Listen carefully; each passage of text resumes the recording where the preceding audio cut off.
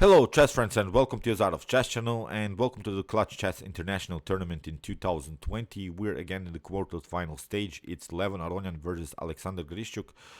This was really a top grandmaster battle. I really like these two guys. Levon Aronian, if you're not familiar, I've named my son after this top grandmaster, and Alexander Grischuk, always really a dark horse in the tournament. He can always crush anyone if he plays his best chess. So this was really a great battle because these two guys are great tacticians, and I really like tactical games, especially in this fast time format. We have really some ups and downs in the game, some mistakes, blunders, inaccuracies. So that's why the dynamic of the game are always changing.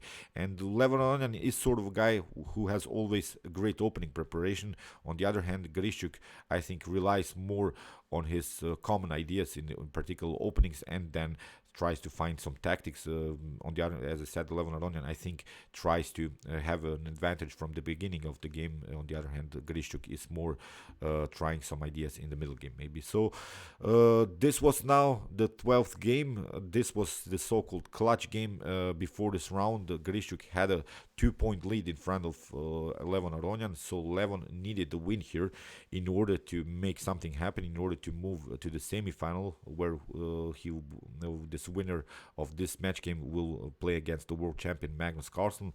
Let's see now what happened. This is really a great game that both of them have played. So here in the game, e4 played by Levon. We have c5 by Grischuk, knight to f3, d6, and now knight to c3, knight to f6, and we have now d4. So c takes d4, queen takes d4. It is, of course, the idea to get the queen active. The problem about this particular line of the Sicilian is that you have always an attack on your queen, you lose the tempo.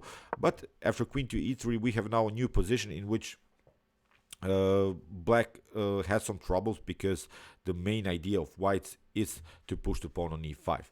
But still, I think black can go here with g6, bishop to g7 into a dragon Sicilian, maybe with e6 into chevening, maybe a6 into sort of a Najdorf setup.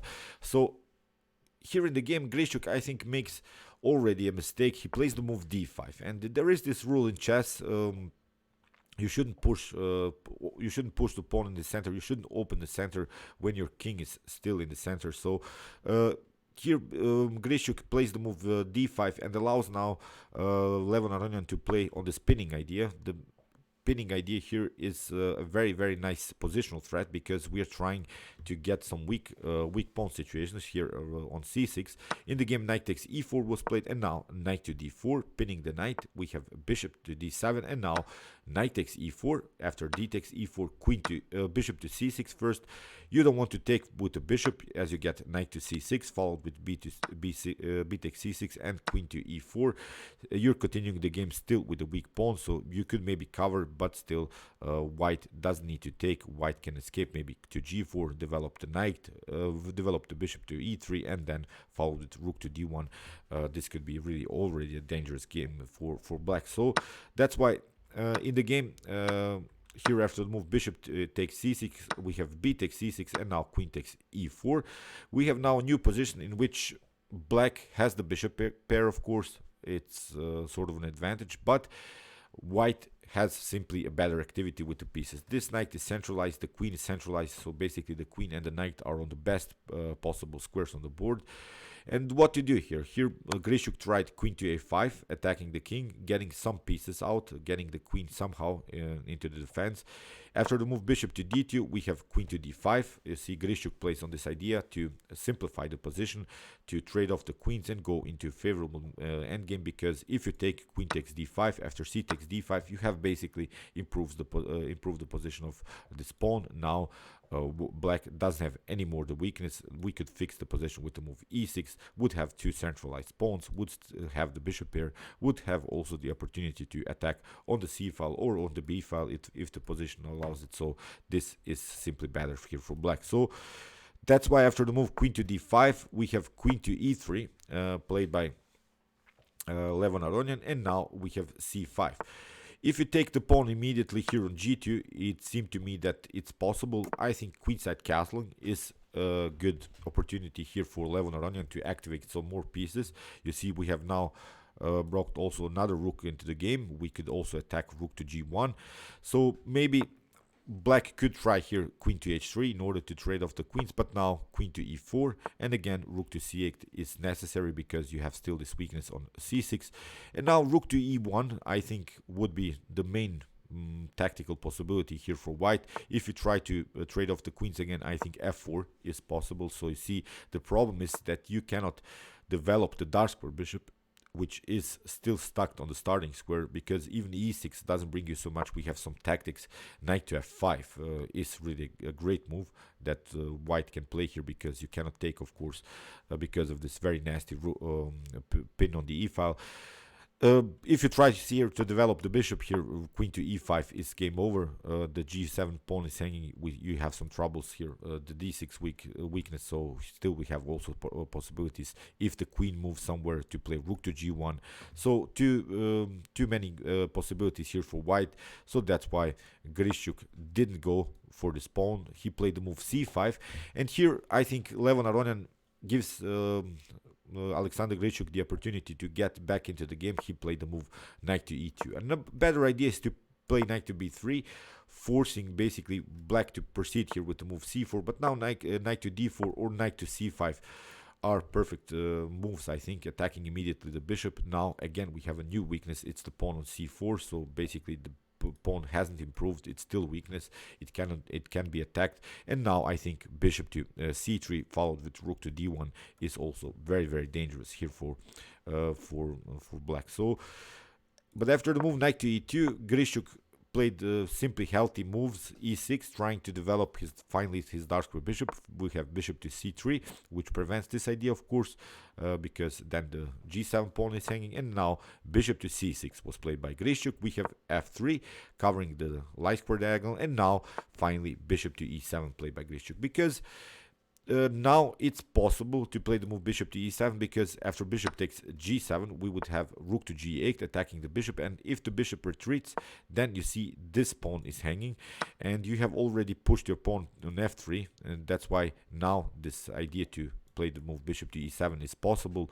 Here this f3 pawn is basically unprotectable. You have also some troubles here, maybe some rook sacrifices, so it's really an unpleasant game here for white. So that's why after the move bishop to e7, Aronian didn't take the pawn. He played knight to f4 with the tempo on the queen, queen to f5, and now h4. This is really a mistake here by Levon Aronian. I think he should have castled here immediately, because he was probably scared a little bit about this potential move, bishop to g5. But bishop to e5 is a defensive idea here that white can play. After something like f6, we could stay with the bishop here on d6, and if you try here e5, it's really hard to see this tactics. Then you have here the move g3. Again, you cannot take with the pawn, still this pin is present, and if you try something like king to f7, it's even game over, because we have here a very nice check with queen to b3, so it's really, really dangerous. Okay, Levon Aronian didn't see this particular line. Of course, he played the move h4, very, very risky. Was probably a little bit scared about this potential, maybe bishop to h4 move also, so that's why he played h4 himself. And now we have bishop to d6 played by Grischuk.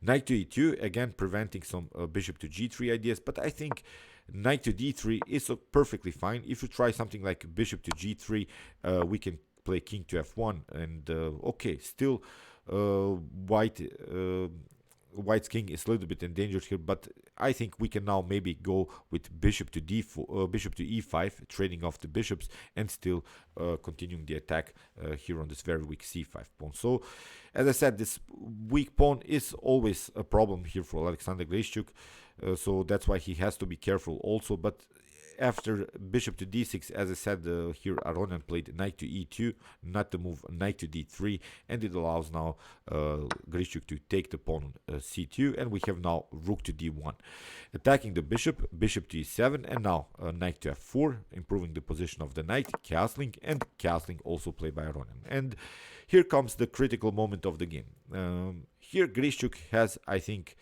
the opportunity to go into a simplification line with bishop takes h4, which is, I think, perfectly fine.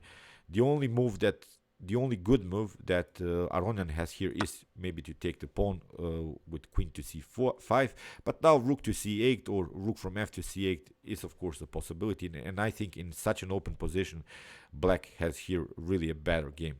But in the game, Grischuk played really a blunder, and it's really unbelievable. It doesn't seem that it's a blunder because it's really a healthy, natural move, sort of, that you play in chess. Because white has, of course, occupied the d file, and you want to you want to compete on the d file.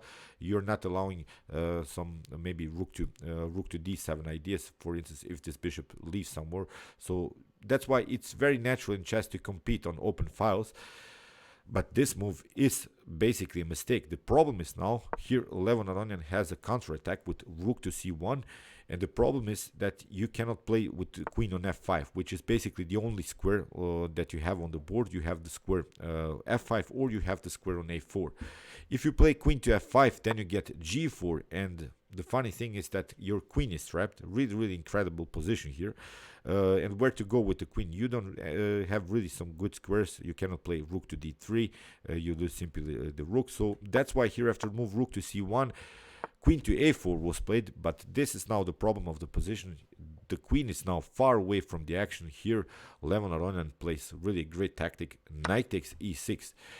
After f takes e6, we have queen to e6. Maybe a better idea here after the move knight to e6 is to play queen to h4. After knight takes d8, maybe rook takes d8. Okay, it's still a better position, of course, for white. It's about +1 or something for white, but I think still this is playable here for black because the king is still endangered. You have some troubles. This rook could come somehow maybe into the game. These bishops are still active. So I think Alexander Grischuk should have gone in this particular line in order to maybe get a draw. And as I said, if he gets a draw here, then he will be the one that's in the semifinals. But in the game, he tried f takes e6, and now we have queen takes e6, king to f8 was played, and now Levon Aronian plays a great move. Bishop takes g7. If you try king to e8, it's not such a good move because you get rook to e1. You have to cover somehow this bishop, maybe with rook to d7, but now you get queen to g8. It's checkmate. You cannot cover here with the bishop as the rook is creating this very nasty pin on the e file. So that's why after the move bishop to g7, so Grischuk didn't play king to e8. He played king takes g7, but now after queen to e7, it's game over because there is one problem in this particular position. King to g8. The problem is now we get this in between check, queen to e6. And the good thing about this queen check is that you're covering the c4 square, and you can play a rook lift on c4 and rook to g4. So in the game, king to h8 was played by Grischuk, and after rook to c4 in this position, Grischuk resigned. So whatever you do, if you move the queen somewhere, you get simply queen to f6 followed with rook to g5. It's a checkmate. So here if you try something like bishop to d5 in order to maybe try some counterattacks, again queen to f6, and we simply take the queen. So okay, this was really a blunder, this move rook to d8. It's really hard to see why it was a blunder. It was of course this fast time format. But I'm a little bit happy that Levon Aronian is moving now to the semifinals where he'll face the world champion Magnus Carlsen. Levon Aronian had now this tragedy in his life, and he's really one of my favorite grandmasters these days because I've named my son after him. So I'm a little bit happy, of course, that he's now moving into the semifinals. But I wouldn't also be unsatisfied if Alexander Grischuk would have moved to the semifinals because he played also here a great game. Played really this blunder that basically you cannot see. This was really sort of a game between my two top grandmasters, and one of them had to lose, and this was in this time Alexander Grischuk. So okay, in this other semi-final we'll have Wesley So against Fabiano Caruana. Fabiano Caruana outplayed Dominguez Perez today, and this will be, I think, really great semi-finals. Then also we'll have the finals. I try to cover as many of these games as I can. Meanwhile, you can watch my other commented chess games from this tournament. Here is the link, and you can also watch my best chess games of all time if you want to see the best chess games that have been ever played in chess history. See you soon with some more videos, and chess is the best, of course.